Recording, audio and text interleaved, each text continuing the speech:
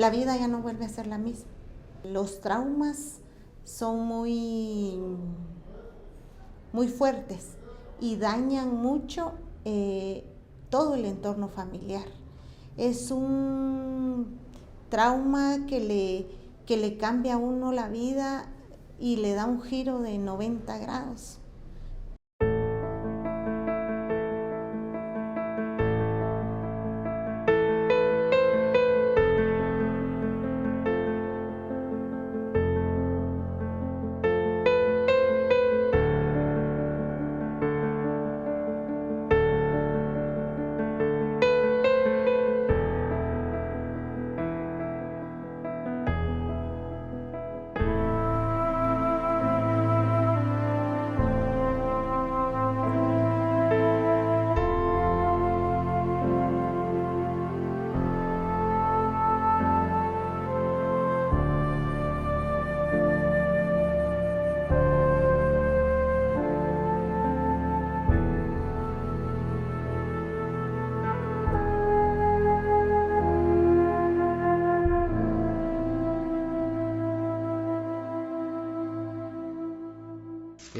Varias llamadas entran a la cabina de comunicaciones de la 17 compañía indicando de un vehículo que se encontraba en el interior del parqueo del centro comercial El Triángulo.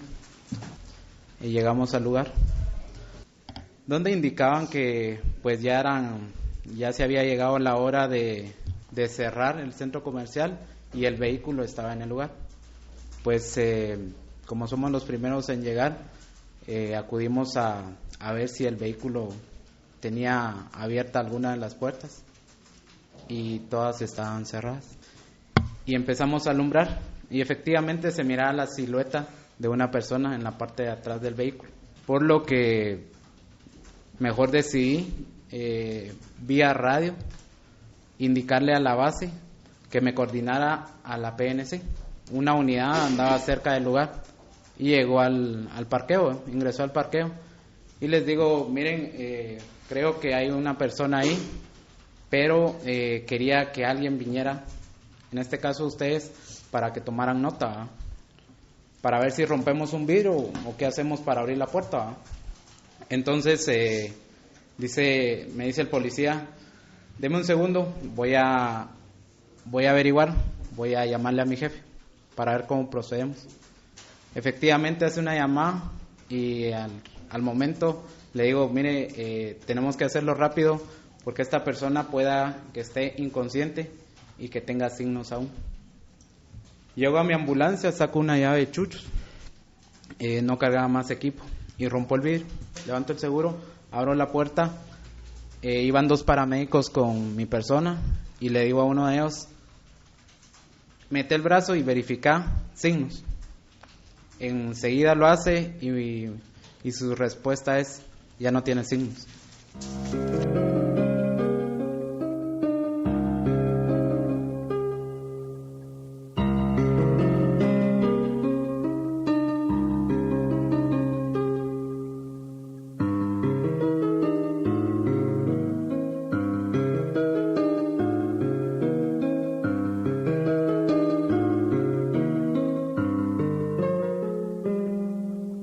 Mi hermana era una buena persona, era una buena hija, una buena hermana, una buena tía, prima, amiga.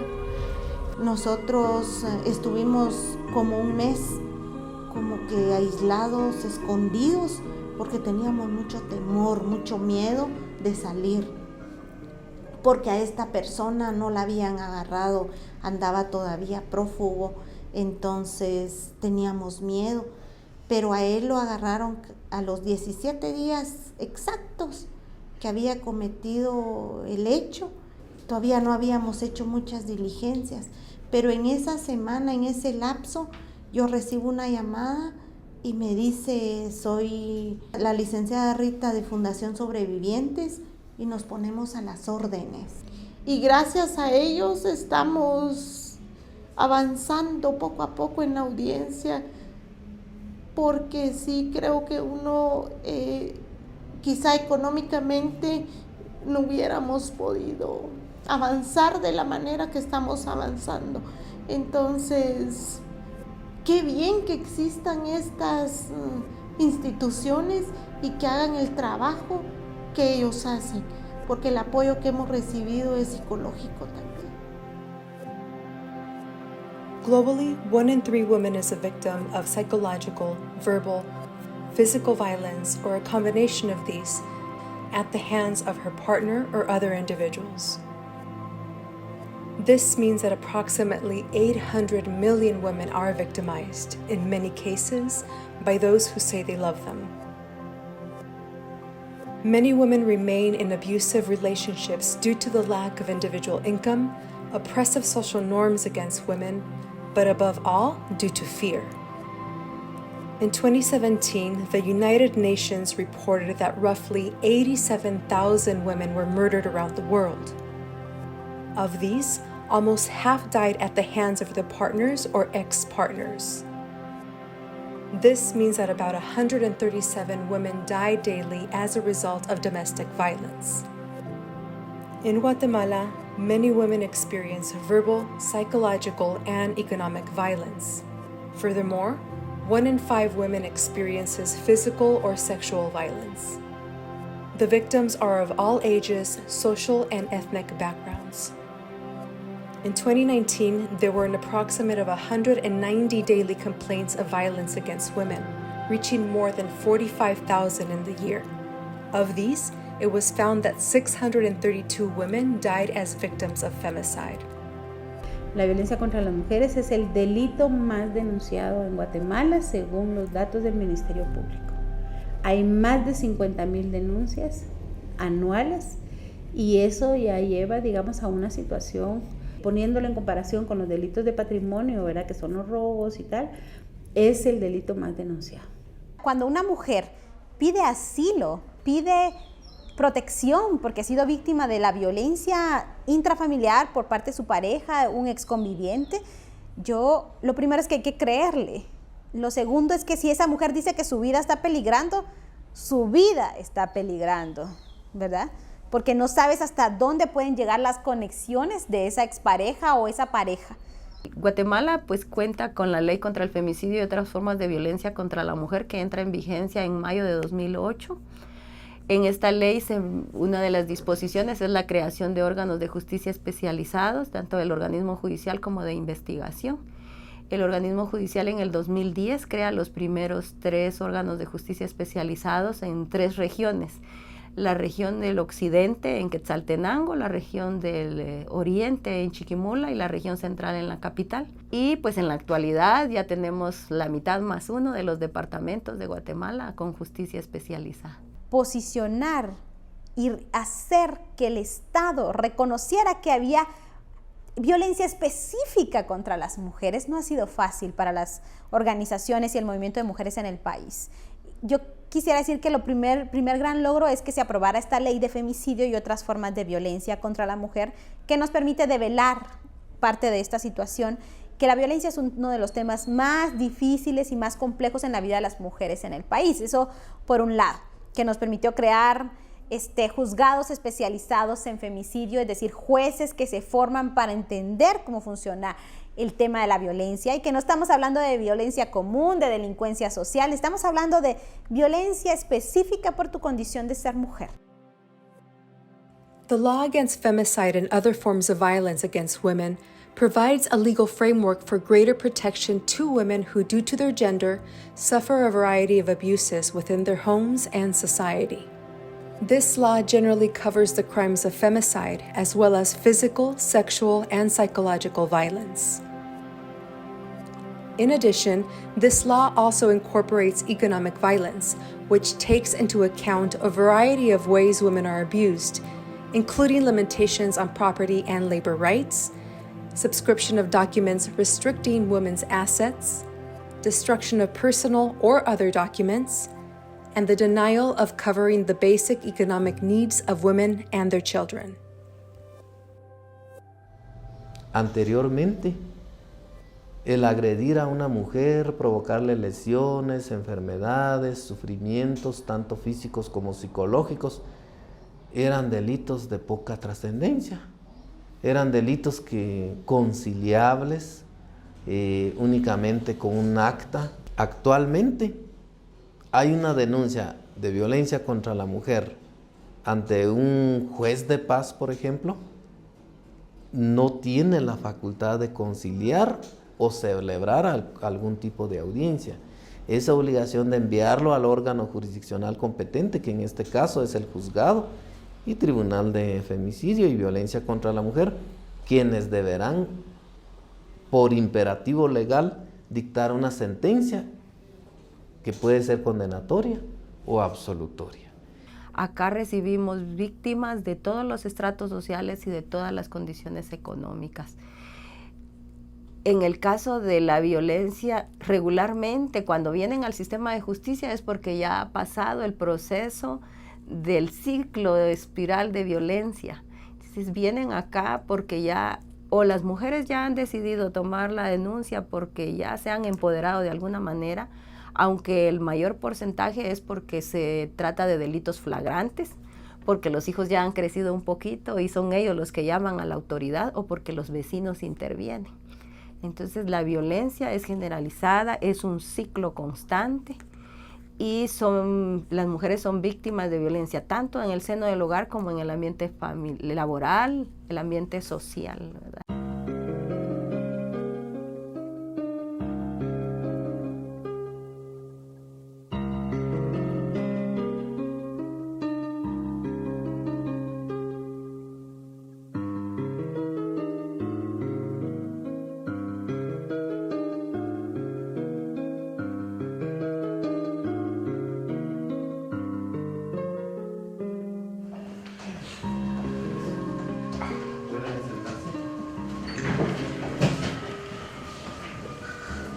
¿Podría usted, por favor, indicarle al tribunal cuál es el proceso o procedimiento que usted realizó al momento de practicar la necropsia médica o legal relacionada a este dictamen que acaba de ratificar? Se procede a tomar las fotografías correspondientes de cómo llega el cadáver a la sede de INASIF. Después se retira la bolsa donde se conducía, se vuelven a tomar fotografías para que quede constancia de cómo se conducía el cadáver y qué características tiene, ¿verdad? Desde ahí, de acuerdo a nuestro protocolo, se comienza a tomar fotografías de las lesiones, se hace el reconocimiento externo del cadáver. Después de se hace el reconocimiento ya a las cavidades, la cavidad craneana, después torácica, después abdominopélvica. En el resumen de hallazgos se encontraron heridas contundentes y cortantes en cráneo y rostro, equimosis rojizas en rostro con patrón definido, equimosis violácea bipalpebral en ojo derecho, equimosis violácea en manos, cianosis en uñas de ambas manos, fractura de bóveda craneana, edema cerebral y hematoma subdural de más o menos 200 centímetros cúbicos. Bueno, son equimosis que tienen una forma definida, ¿verdad? De una forma, tienen un patrón. El sentimiento y las reacciones cuando estamos en las audiencias son muy dolorosas, porque es como repasar paso a paso todo lo que pasó y como que en cada audiencia enfatizar el hecho. Y es traumático. Como seres humanos creo que con este proceso le llegan a tocar a uno muy adentro, muy el alma. El psicólogo o psicóloga deberá atender a la agraviada antes, durante y después que finalice el proceso penal. Es una de las funciones. Hacemos una primera entrevista en conjunta con una trabajadora social, ¿verdad? Para evitar siempre la revictimización.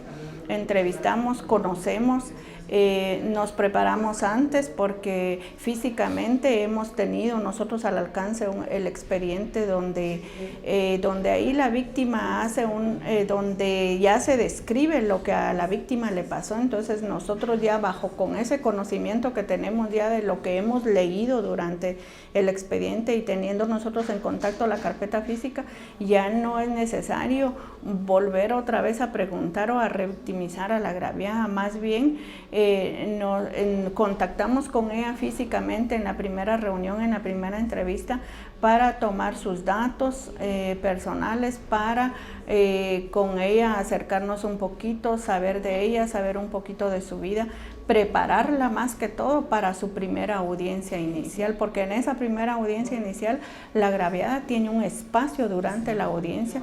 El juez le pregunta, ¿verdad?, qué quiere, qué espera o cuáles son sus intenciones al iniciar este proceso que se está llevando a cabo, ¿verdad? Entonces nosotros hacemos esa previa preparación para que ella entre por lo menos equilibrada la autoestima y que pues se sienta bien dentro de la sala de audiencia. El transitar por la justicia penal debe ir acompañada de acciones políticas, comunicacionales, obviamente de seguridad, porque debemos garantizar la protección de las víctimas y de quienes acompañamos a las víctimas, pero sobre todo un componente psicosocial y formativo que logre cambiar el imaginario social. Tenemos una lucha por la justicia para las mujeres y hemos ido, digamos, planteando políticas públicas, leyes, investigaciones.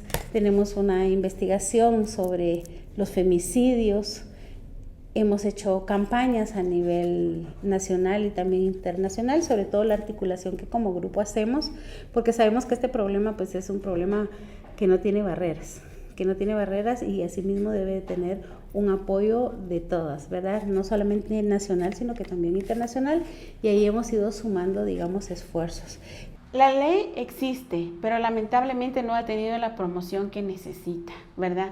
Y no se ha hecho en el idioma de las personas para que ellas realmente lo comprendan, porque el mayor porcentaje de la población es monolingüe, o sea, habla solamente su idioma. Necesitamos cubrir quizás, ¿verdad? No podemos decir el 100% que fuera ideal, pero un 60%, ¿verdad? Para poder trabajar esa promoción de la ley de femicidios. Existe, son muy pocas las personas que tienen acceso a radio, a televisión, que es donde pues más o menos se escucha, y el otro resto de población no sabe ni siquiera que existe la ley. Acá en Huehuetenango se hablan aproximadamente 8 idiomas mayas en las distintas regiones del departamento de Huehuetenango.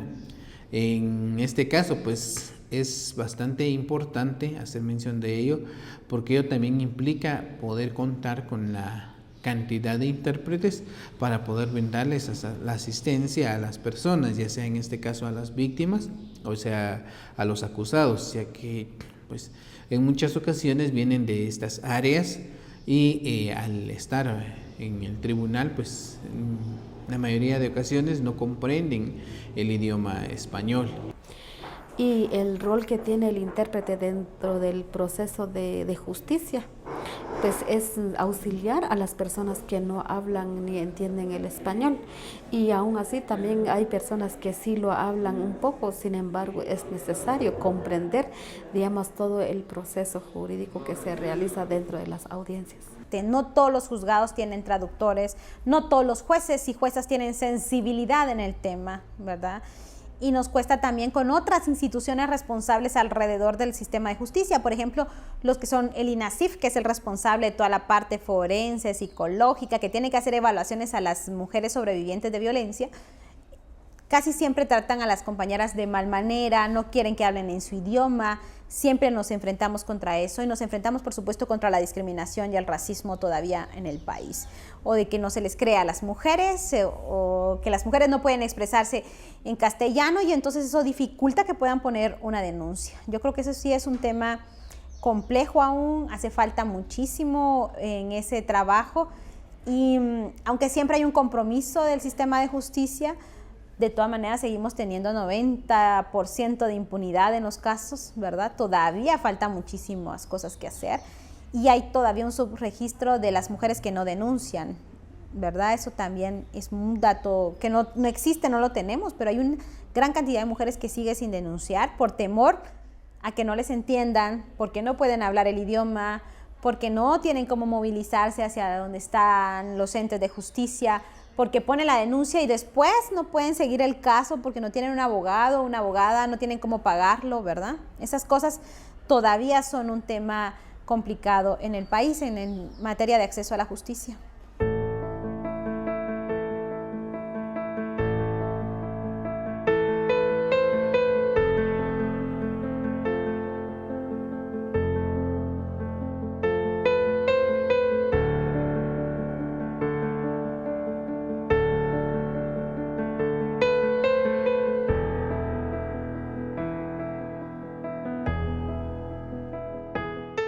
Durante el conflicto armado interno en Guatemala, en los años 80, hubo denuncias de mujeres sobre violencia sexual.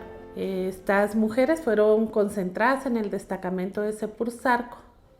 Ellas fueron obligadas a asistir luego que sus esposos fueron desaparecidos y realizar turnos en los cuales tenían que atender a los soldados, lavar la ropa, hacer la comida, y en ese marco se daban las violaciones sexuales. Las violaciones se daban dentro del destacamento militar o en las viviendas de las mujeres.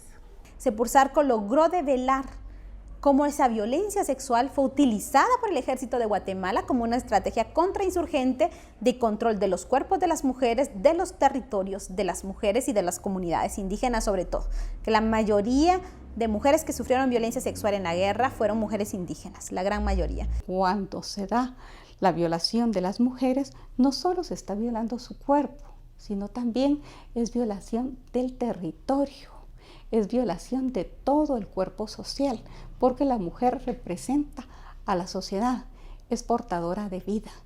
El Tribunal de Mayor Riesgo A condenó este viernes al teniente coronel Stilmer Francisco Reyes Girón a purgar 120 años de prisión y para el excomisionado militar Heriberto Valdés Asig 240 por los delitos contra deberes de la humanidad por el caso Sepursarco.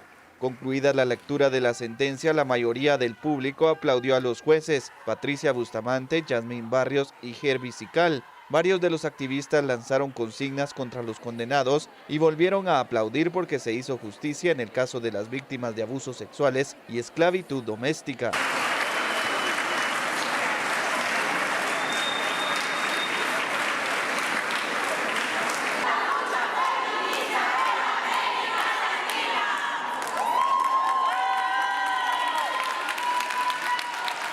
La sentencia indica que las víctimas fueron tratadas como animales por los soldados. Según la jueza, el caso Sepursarco evidenció el trato cruel e infame al que eran sometidas las mujeres. Los hechos ocurrieron entre 1982 y 1983 en el destacamento militar Sepursarco, ubicado en el municipio de El Estor, en el departamento de Izabal. Entonces, Sepursarco es el emblema del empoderamiento de las mujeres, que a través del tiempo, no importa que han pasado 30 años, han logrado que se les escuche y que se haga justicia. Dentro del contenido de la sentencia, en la parte principal donde se habla de la responsabilidad, dejamos un texto donde decimos: el tribunal deja constancia en la sentencia sobre el valor de las mujeres de Sepursarco. Es un reconocimiento moral para nosotros como jueces, muy a alto nivel, reconociendo ese coraje que ellas tuvieron de pelear por sus derechos. Con pocos recursos han abierto campo. Es una brecha y creo que es un ejemplo para mujeres, no solo de ese momento histórico, sino también del presente. Preservar sus derechos, no permitir que nadie les violente, que nadie les baje su dignidad. La Defensoría de la Mujer Indígena es una institución de gobierno que efectivamente nace a raíz del conflicto armado interno. Uno de los acuerdos del conflicto, que es el acuerdo sobre identidad y derechos de los pueblos indígenas, se ve la necesidad de crear una institución que proteja todos los derechos de las mujeres indígenas, ¿verdad?, las cuales fueron violentadas durante los 36 años de guerra, de conflicto armado, donde la población indígena fue la que más fue afectada, y específicamente mujeres indígenas. El trabajo de DEMI específicamente es el apoyo. Tenemos 3 áreas de trabajo. En este caso trabajamos con la unidad el área social, el área jurídico, el área psicológica, que sería el área de atención integral de casos, que es lo que nosotros contamos en la sede regional de Huehuetenango. Estamos enmarcadas dentro de una ideología de la cosmovisión maya. Entonces el servicio está con pertinencia cultural. En este caso, por ejemplo, se trata de que las señoras reciban el servicio con identidad, con su idioma, con profesionales que son parte de su grupo étnico, que también sepan del contexto de sus comunidades.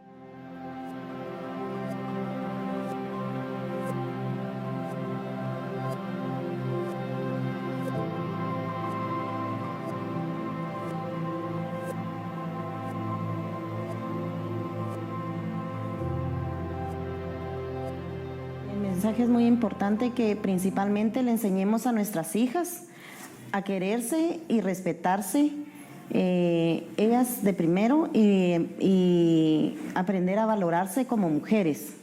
Aprender a valorarse como mujeres. En mi caso, yo tengo 2 niñas. Yo les he enseñado a ellas de que antes de que esto pasara, yo les he enseñado que se tienen que respetar y tienen que enseñar a las personas, especialmente a los hombres, a que las respeten. Y ahora, con lo que nos pasó, es mucho más importante enseñarles a nuestras hijas que nosotros como mujeres valemos igual que los hombres, para que haya una equidad de género.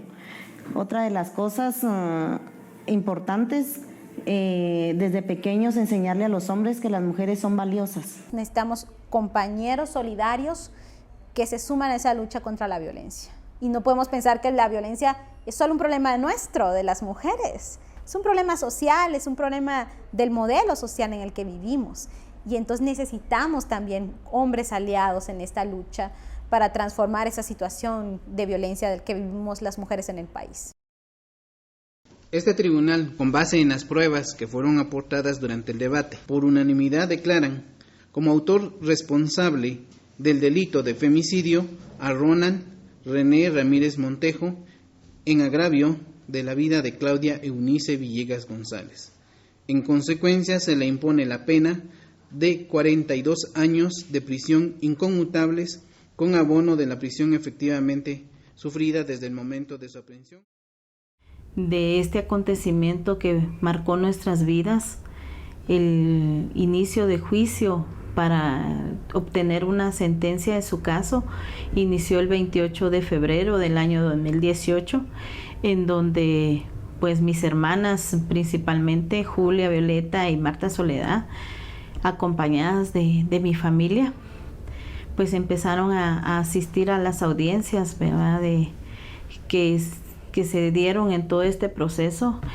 Y Claudia era muy fundamental y sabemos que a mucha gente le hace falta, ¿verdad? Pero que sabemos que la muerte de Claudia no es una muerte que va a quedar nada más ahí, sino que el fallecimiento de Claudia y la víctima de violencia que fue Claudia, que pueda servir para que una mujer ya no sufra más violencia, ¿verdad? Que una mujer dé ese paso de denunciar, ese paso de decir ya no más. Hace un año que platicamos y yo me sentía temerosa, tenía mucha tristeza en el corazón y creía y lo sentía que no podía estar quizá de frente o me sentía un poco con miedo. Ahora en esta oportunidad creo que estoy en un momento donde toda mi familia siempre ha estado conmigo, pero hoy me siento más fuerte, me siento muy confiada. Estábamos a la expectativa de ver la decisión de los jueces, tomando en cuenta los derechos humanos, los derechos hacia las mujeres. Entonces estábamos a esa expectativa, pero creo que ellos hicieron un buen trabajo. Pudieron dar la sentencia de 42 años. Hubiésemos querido que fuera la pena máxima en nuestro país, serían 50 años, pero creo que con esto como familia nos sentimos satisfechos. Es cierto, no podemos recuperar a mi hermana, pero creo que esto es un precedente para que muchas mujeres también se den cuenta que si acudimos a las autoridades, si exponemos nuestros casos, nos pueden apoyar y puede haber un seguimiento para que puedan condenar a estos hombres que hacen daño. Claudia vivirás por siempre.